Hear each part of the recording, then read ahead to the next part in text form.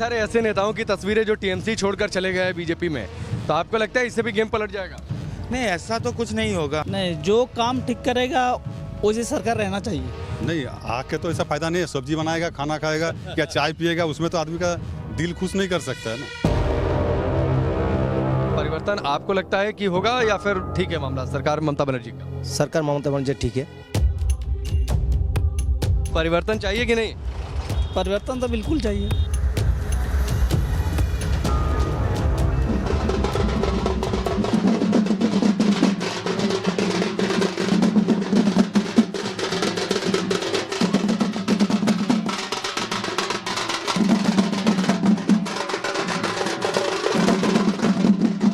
पश्चिम बंगाल के चुनावी सफर पर हम निकल पड़े हैं। मौजूद हैं झारग्राम में। झारग्राम के लोधासुली नामक गांव में मौजूद हैं। लोधासुली का ये वन इलाका अपने वन्य जीवों के लिए जाना जाता है और साथ ही यहाँ पर हाथियों की बहुतायत भी बहुत ज्यादा है। लेकिन चुनावी मौसम में दरअसल इन इलाकों की चर्चा होती है तो इसलिए क्योंकि यहाँ पर आदिवासी वोट बैंक बहुत ज्यादा है। राज्य की कुल आबादी का करीब 5.8% आदिवासी वोट बैंक है, इसीलिए सभी पार्टियों की नजर है। और अगर हम झारग्राम की बातचीत कर लें, बांकुड़ा की बातचीत कर लें, पुरुलिया की बातचीत कर लें, जंगल महल के तमाम इलाकों में पिछली लोकसभा चुनाव यानी 2019 का जो लोकसभा चुनाव हुआ था उसमें बीजेपी को ज्यादा वोट मिले थे, बीजेपी को जीत मिली थी। और इसीलिए ममता बनर्जी की टेंशन इस बात को लेकर है कि लोकसभा चुनाव के ट्रेंड पर अगर विधानसभा चुनाव में भी अगर आदिवासी वोट बैंक पर कब्जा बीजेपी का होता है तो उनके लिए सत्ता की राह मुश्किल हो सकती है। लोधासुली का थोड़ा इतिहास आपको बताना जरूरी है। आज से करीब 10-15 साल पहले अगर आप जाएं तो लोधासुली की सड़कों पर चलना बहुत मुश्किल हो जाता था। लोधासुली की सड़कों पर डाकुओं का कब्जा रहता था और अंधेरा होते ही आम लोग की बात छोड़िए, प्रशासनिक अधिकारी या फिर हम जैसे पत्रकार भी अगर आते थे तो अंधेरे होते वहां पर निकलना मुश्किल होता था। झारग्राम में और उसके साथ ही जंगल महल के जो तमाम इलाके हैं, आदिवासी वोट बैंक के दिमाग में क्या चल रहा है, वो ममता बनर्जी को सत्ता में बरकरार रखना चाहते हैं या फिर जो परिवर्तन की बातचीत हो रही है जिसका जिक्र प्रधानमंत्री मोदी कर रहे हैं अपनी चुनावी रैलियों से, जिसकी शुरुआत उन्होंने हल्दिया से कर दी है, तो आदिवासी वोट बैंक भी क्या परिवर्तन चाहता है, इसकी भी हम चर्चा करेंगे।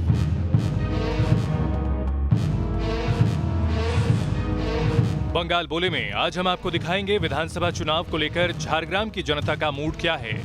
यहाँ की जनता की जुबानी आपको बताएंगे क्या झारग्राम परिवर्तन की राह पर चल पड़ा है, बीजेपी के मिशन 200 के लिए झारग्राम क्यों अहम है, क्यों 2019 लोकसभा में इस सीट पर बीजेपी ने कब्जा किया था। साथ ही ये भी दिखाएंगे किस तरह ममता बनर्जी के इस मजबूत किले में बीजेपी ने सेंध लगा दी है। ये सब आपको दिखाएंगे न्यूज नेशन के रिपोर्टर राकेश पांडे, जिन्होंने झारग्राम के चप्पे चप्पे की खाक छानी और लोगों से बात की। इसी दौरान News Nation reporter Rakesh Pandey सबसे पहले जनता का मूड समझने के लिए लोधसुली पहुंचे। झारग्राम में मौजूद है लोधासुली। लोधासुली में वक्त के साथ तस्वीर बदली है, सड़कें बेहतर हुई हैं, परिस्थितियां बदली हैं। कुछ लोग यहाँ पर मौजूद हैं, उनसे हम चर्चा करते हैं। लोधासुली में सबसे पहले तो थोड़ी सी पुरानी बातचीत, सड़कें इतनी थी नहीं आज से 10-15 साल पहले। ये भी सुना काफ़ी डकैती वगैरह हुआ करती थी, रास्ते बंद होते थे। जी हाँ, पहले था, अभी तो फिलहाल नहीं है। ये 12-15 ये तो बचपन से हम लोग सुनते आ रहे, देखते आ रहे, लेकिन फिलहाल अभी 2009 में जो माओवादी का समस्या आया था उसके बाद में बिल्कुल अभी नहीं होता है। उसके बाद सब बिल्कुल नहीं है। चुनाव का मौसम है, चुनाव होने वाला है अगले कुछ समय में। आपको लगता है कि स्थिति बदलेगी या फिर ममता बनर्जी को लोग अभी पसंद कर रहे हैं? ममता बनर्जी ठीक है, तो उसका ये माने कर्मचारी है ना, वो ठीक काम नहीं करता। लोकसभा का जो चुनाव हुआ था 2019 में, उसमें तो इधर बीजेपी को ठीक ठाक वोट मिल गया था, है? आदिवासी वोट बैंक भी बहुत ज़्यादा है, तो अभी लगता है कि वही ट्रेंड रहेगा या बदल जाएगा मामला? नहीं, वही ट्रेंड रहेगा, वही रहेगा। जी हाँ। तो जब ममता बनर्जी के साथ ही कोई नहीं रहेगा तो इन इलाकों में फिर तो मुश्किल हो जाएगी। ऐसा नहीं है सर, एक्चुअली बात यही है ना, 2-4 नेता जा रहे हैं, उनको देख के कोई बोल रहा था कि हाँ हम लोग भी जाएंगे ये वो देश, पर ऐसा कुछ हुआ नहीं अभी। तो आप ममता बनर्जी से खुश हैं कि चाहते हैं बदल जाए सरकार, परिवर्तन हो जाए? नहीं, जो काम ठीक करेगा उसी सरकार रहना चाहिए। जो भी काम हो, ममता हो या मोदी हो। जंगल महल का जो पूरा इलाका है उसमें ममता बनर्जी खूब घूम रही हैं, सब्जी बना रही हैं, लोगों के साथ घुल मिल रही हैं। उनको लगता है क्योंकि उधर से हेमंत सोरेन भी आ गए। नहीं, आके तो ऐसा फायदा नहीं है। सब्जी बनाएगा, खाना खाएगा या चाय पिएगा, उसमें तो आदमी का दिल खुश नहीं कर सकता है ना। झारग्राम की जनता से बातचीत में अब तक हमें पता चल चुका था कि यहाँ के लोग बदलाव के साथ साथ विकास चाहते हैं। इस दौरान हमने झारग्राम के मेदिनापुर में चाय की दुकान पर बैठे लोगों से भी बात की और उनसे जानना चाहा कि आखिर इस विधानसभा चुनाव में क्या रहने वाला है जनता का मूड। पश्चिम बंगाल की झारग्राम विधानसभा सीट पर हम मौजूद हैं। झारग्राम का ये इलाका आता है मिदनापुर में। मिदनापुर यानी शुभेंदु अधिकारी के प्रभाव का इलाका। वैसे 2019 के लोकसभा चुनाव में बीजेपी ने जीत हासिल की थी, लेकिन 2016 का जो विधानसभा चुनाव था उसमें टीएमसी के प्रत्याशी ने जीत हासिल की थी। शुभेंदु अधिकारी बीजेपी में शामिल हुए, उसके बाद की तस्वीर थोड़ी सी बदली जरूर है। आप देखिए सड़कों पर आमतौर पर पहले कभी टीएमसी को लेकर जोर आजमाइश होती थी, लेकिन इस बार ज्यादा जोर आजमाइश पोस्टरों के जरिए, बैनरों के जरिए या लोगों की जुबान पर वो बीजेपी को लेकर ज्यादा है। लोग इस बात को मान रहे हैं कि बीजेपी ने यहां के वोटर्स में घुसपैठ कर ली है। उसकी एक झलक पहले से दिख रही थी 2019 के लोकसभा चुनाव में, जब बीजेपी के प्रत्याशी यहां से जीत कर गए, सांसद बने, देश की संसद में पहुंचे। लेकिन जब शुभेंदु अधिकारी अब बीजेपी में शामिल हो गए हैं तो विधानसभा में ये घुसपैठ साफ तौर पर समझ में आएगी बीजेपी की। चाय की दुकान पर लोग आते हैं, चाय पर चर्चा भी होती है, बातचीत भी होती है। बीजेपी के पोस्टर इस बार ज्यादा दिख रहे हैं क्या? हाँ, ज़्यादा तो दिख रहा है, लेकिन शिवसेना का भी अभी अभी देखा। अच्छा, हाँ, शिवसेना का भी तो झंडा लगाया है। ये हिंदू वोट का खेल है कि शिवसेना भी आ गई, बीजेपी भी आ गई? नहीं, हिंदू यहाँ तो हिंदू मुसलमान कोई दिक्कत नहीं है, सब तो हम लोग एक साथ में रहता है। बड़े बड़े पोस्टर, फोटो तो शुभेंदु अधिकारी के लगे? लगाया है। बड़ा बड़ा पोस्टर लगा है, लेकिन शुभेंदु जो चला गया। इधर आ जाइए। आप अगर बड़ा बड़ा नोट दे देंगे ना, आपका भी पोस्टर हम लगा देंगे ना, वो कोई बात क्या है? अच्छा, तो ये नोट का खेल है? वे पूरा ही नोट का खेल है ना। सिर्फ नोट के लिए सब ये लोग कर रहा है ना। अच्छा, प्रधानमंत्री मोदी बीजेपी कह रहे हैं परिवर्तन बंगाल की जनता चाहती है। आपको लगता है कि परिवर्तन होगा? कुछ नहीं होने वाला है, कुछ नहीं होने वाला है। जो भी आएगा वो भी लूटेगा। झारग्राम के वोटर की मन की बात आपको दिखाएंगे आगे, लेकिन अब आपको बताते हैं कि झारग्राम का सियासी समीकरण और इतिहास में कौन किस पर भारी पड़ा था। झारग्राम की कुल आबादी 11,36,548 है। यहां 2016 में टीएमसी ने विधानसभा की चारों सीटों पर कब्जा किया था, लेकिन बीजेपी ने साल 2019 के लोकसभा चुनाव में ममता के करिश्मे को ध्वस्त कर दिया। 2019 लोकसभा चुनाव में बीजेपी को यहां की 3 सीटों पर बढ़त मिली और लोकसभा की सीट भी बीजेपी के खाते में रही।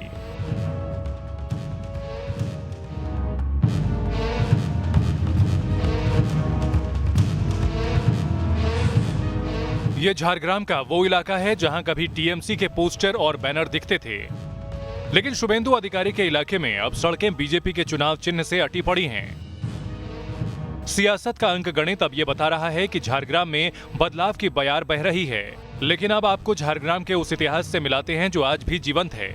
एक ऐसा महल जो अपने इतिहास को समेटे हुए है। पश्चिम बंगाल के चुनावी सफर पर हम मौजूद हैं झारग्राम में। झारग्राम का अपना एक इतिहास है और मेरे पीछे जो राजमहल है, ये राजमहल झारग्राम के इतिहास को जीवंत करता है। अकबर ने अंबर के राजा मानसिंह को यहाँ पर भेजा था ताकि मुगल साम्राज्य का विस्तार हो सके, और तब राजा मानसिंह ने यहाँ पर नियुक्त किया था सर्वेश्वर सिंह को। खैर, तब इसे जुंगेलखंड के नाम से जाना जाता था और बाद में आईने अकबरी में भी जिक्र हो गया इस इलाके का, जो आज झारग्राम के तौर पर जाना जाता है, झारी खंडा के तौर पर। जब आप आईने अकबरी पढ़ेंगे तो उसमें झारी खंडा के तौर पर जिक्र मिलेगा। लेकिन आज चुनावी मौसम में जब पश्चिम बंगाल में चुनाव सामने है तो झारग्राम की चर्चा हो रही है।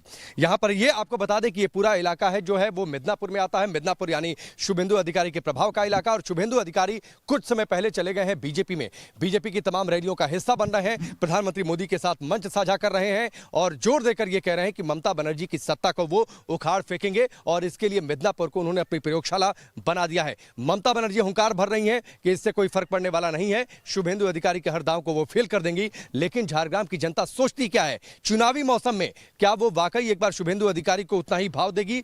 बीजेपी ने यहां पर 2019 के लोकसभा चुनावों में जीत हासिल की थी, लेकिन अभी विधानसभा चुनाव में टीएमसी का वर्चस्व है। क्या उस वर्चस्व को बीजेपी तोड़ पाएगी? यह देखना दिलचस्प रहेगा।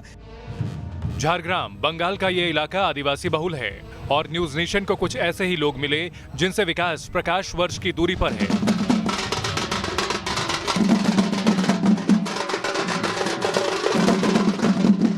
जिनकी जीविका आज भी बांस के सामानों की मोहताज है।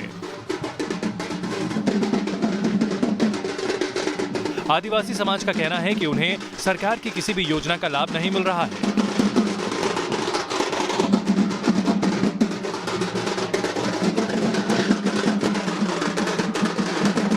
झारग्राम में मौजूद है, लोगों के चुनावी मूड को समझ रहे हैं और क्या बंगाल की सत्ता में परिवर्तन होगा ये हम जानेंगे। लेकिन दरअसल झारग्राम में जब आप आते हैं तो यहाँ की जो पहचान है वो आदिवासी वोट बैंक है। यहाँ पर SC ST समुदाय से लोग ज़्यादा हैं और ऐसा ही SC में जो लोग शामिल हैं, डोम समाज के लोग यहाँ पर बड़ी संख्या में हैं। इनकी अपनी शिकायतें हैं, इनकी अपनी मांगे हैं और सरकार की योजनाओं का फायदा इन तक नहीं पहुँच पा रहा। सरकार की योजनाओं का फायदा इन तक नहीं पहुंच पा रहा, इसलिए अपनी शिकायतों को लेकर यहाँ पर जो जिले के अधिकारी हैं उनसे ये मिलने आए हैं। और बांस के बनाए हुए सामान, जो इनका कारोबार है, मुख्य तौर पर बांस के सामान बनाकर ये लोग आसपास के इलाकों में बेचते हैं और यही इनके जीविकोपार्जन का मुख्य तरीका है। लेकिन चूंकि सरकार ध्यान नहीं दे रही, या फिर आप ये कह सकते हैं कि आधुनिकीकरण के इस दौर में जो इनकी पहचान है वो मिटती जा रही है, इसलिए अपनी शिकायत ये लोग लेकर यहाँ पर पहुंचे हैं जो जिले के अधिकारी हैं। आपका नाम क्या हुआ? जयद्रथ मिद्दा। ये जो प्रदर्शन आप लोग किए, वजह क्या है, शिकायत क्या है आप लोगों की? हम लोगों का जो मांग था कि हम लोग 10 दाबी में 8 फरवरी हम लोग जंगल महल जो झारग्राम जिला है उसमें से हम लोग डिपुटेशन दिया DM को। इसलिए डिपुटेशन दिया कि हम लोग SC समाज के आदमी हैं। SC समाज के आदमी होने के बाद भी हम लोगों के साथ हमारा समाज में ऐसा बर्ताव होता जा रहा है कि हम लोग किसी भी आदमी के साथ कोई बात करता है या कोई ICDS में बच्चा लोग जाते हैं खाने में, तो उसमें उस जगह में अस्पृश्यता का भाव आता है। बात बताइए, बांस का सामान, आजकल तो प्लास्टिक के सामान इतने आने लगे, कोई खरीदता है इन्हें? नहीं, खरीदना कम हो गया, तो इसलिए हम लोग उन लोग को बोले हैं DM साहब को, जो for the development of social economic development के लिए हम लोग चाहते हैं कि बांस से जो बेटर क्वालिटी का सामान होता है, जो बाहर में जाते हैं, एक्सपोर्ट इंपोर्ट होता है, वही ट्रेनिंग लेंगे और वही ट्रेनिंग लेके हम लोग को प्रोडक्शन करेंगे और वही प्रोडक्ट को। इनका जो परंपरागत कौशल है वो बांस के सामान बनाना, ऐसे उपकरण बनाना। अब नई तकनीक आ गई, प्लास्टिक के सामान आने लगे, तो ऐसे सामानों को लोग खरीदना कम कर चुके हैं। इनकी ये भी मांग है कि सरकार कोई ऐसी व्यवस्था करे कि नई तकनीकी ट्रेनिंग मिले ताकि इनके सामान बाहर तक पहुंचे। मतलब संदेश साफ है, अराजनीतिक इनका संगठन जरूर है, लेकिन संदेश साफ है कि अगर आपको इनसे वोट चाहिए तो इनके बारे में सोचना पड़ेगा। आप क्या कह रहे हैं? देखिए, हम लोग का सोसाइटी का जो प्रॉब्लम है ना, तो बहुत कुछ प्रॉब्लम है। आज तो 70 ईयर से इंडिपेंडेंस है, लेकिन हम लोग के लिए कोई सरकार हम लोग के नहीं सोचे हैं। इसीलिए हम लोग चाहते हैं जो भी सरकार हो हम लोग को देखना पड़ेगा।